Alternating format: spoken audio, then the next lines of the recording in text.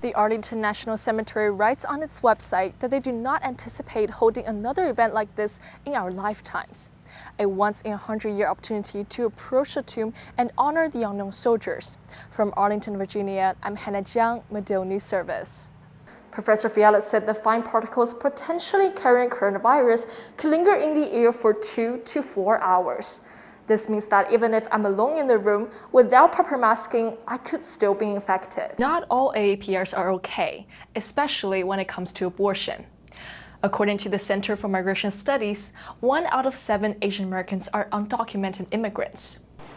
Packing up 4 years of memories and knowledge, many Northwestern graduates leave Evanston and build careers all over the world. But for some, the college town is their next destination. A dance close to the heart for those who celebrate Lunar New Year and harder than it seems to be. Stay tuned for the show on February 13th. I'm Zhihan Jiang for Northwestern News Network. We're now at the last stop of the day, Wangshi Garden. But different from your usual tourist experience in the daytime, we're taking a night tour here. We're immersing in the lives of Chinese ancestors with a cup of tea and the Kunqu Opera. Well, this past week, we've seen footage of Haitian refugees being turned away on the U.S. border. Reckoning of U.S. foreign policy in Afghanistan is not going away. Today on Capitol Hill, Pentagon officials testified and responded to questions on Afghanistan evacuation. The downtown Evanston Farmers Market opened shop for its 47th season last Saturday. Named the best farmers market of an Illinois suburb by Better Chicago, the market will offer up to 60 vendors selling fresh baked goods, seasonal fruits, original artwork, and more. Hi everyone, it's Tuesday, November 9th. I'm Zhihan Jiang. You're watching Medill Today.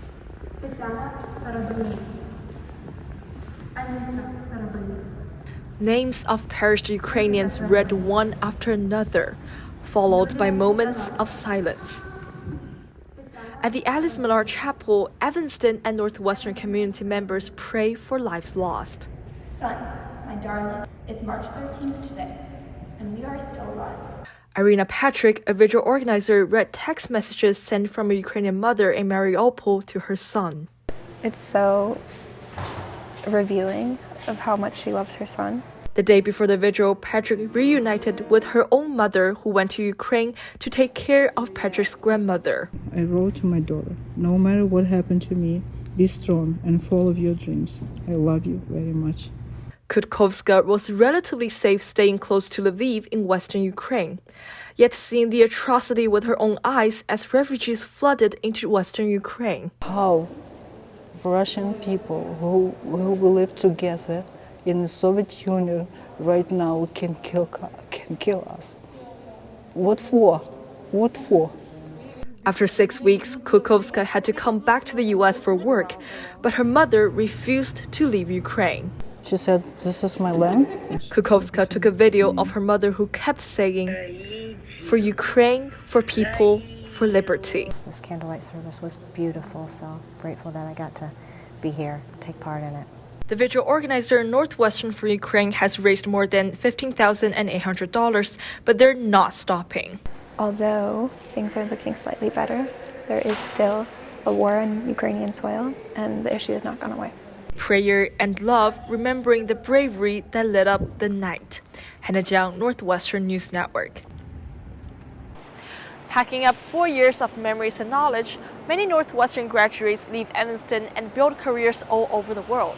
But for some, the college town is their next destination. When Northwestern celebrated its 150 years of accepting women students in 2019, Debbie Marie Brown, a black student then studying journalism, saw a missing perspective. I just felt so much discontent with that celebration because I knew that there were not black students on this campus for most of that time. Digging through black archives, Brown wrote about Northwestern's housing segregation policy that forced black students out of dorms to live in local black churches until the 1960s. That experience sparked her interest in Evanston's black history. A lot of their families are still here. This is my first time experiencing that sense of Black longevity so close to me. Brown was named a Racial Justice Fellow by Medill to work at Evanston Roundtable, a community news outlet.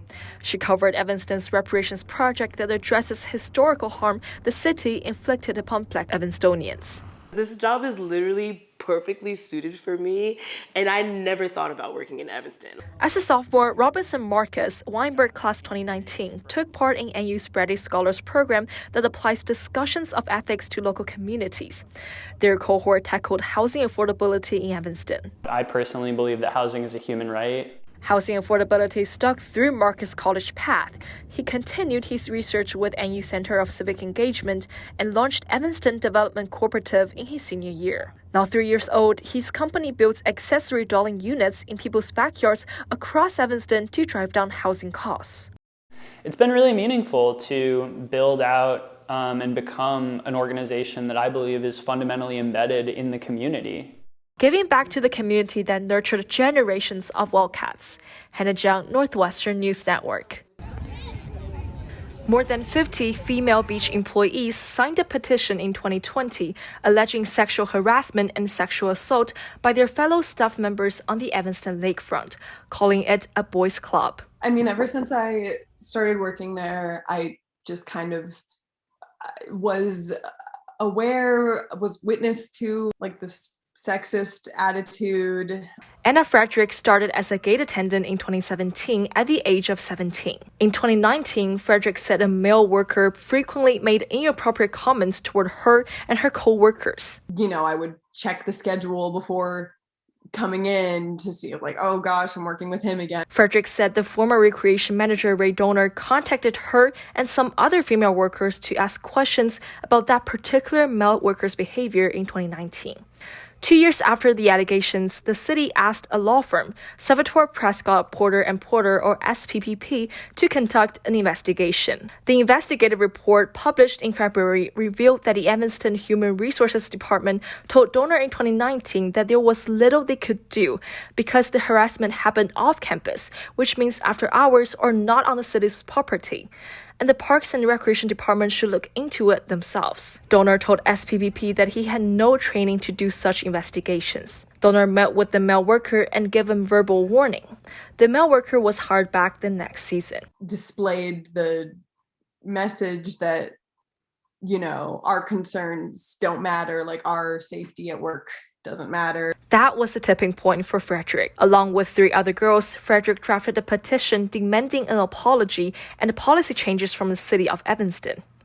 They received anecdotes from over 40 other female workers who said they experienced sexual misconduct, including alleged sexual assault. Just was so much worse than we even thought. According to the SPPP report, the city staff met with the women in 2020 and implemented some changes demanded by the petition, including mandatory sexual harassment training. But the report found the city never conducted a formal internal investigation.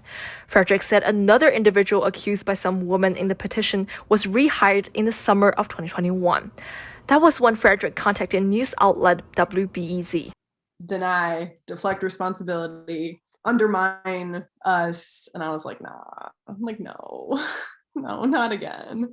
After the news broke, the city asked SPPP law firm to conduct an investigation. The report found systemic issues in lakefront management, including lack of supervision from one overburdened manager, little to no human resources training. The report listed 9 recommended actions for the city. We should not view the recommendations from the investigators as a checklist that once we check every box, the problem is solved.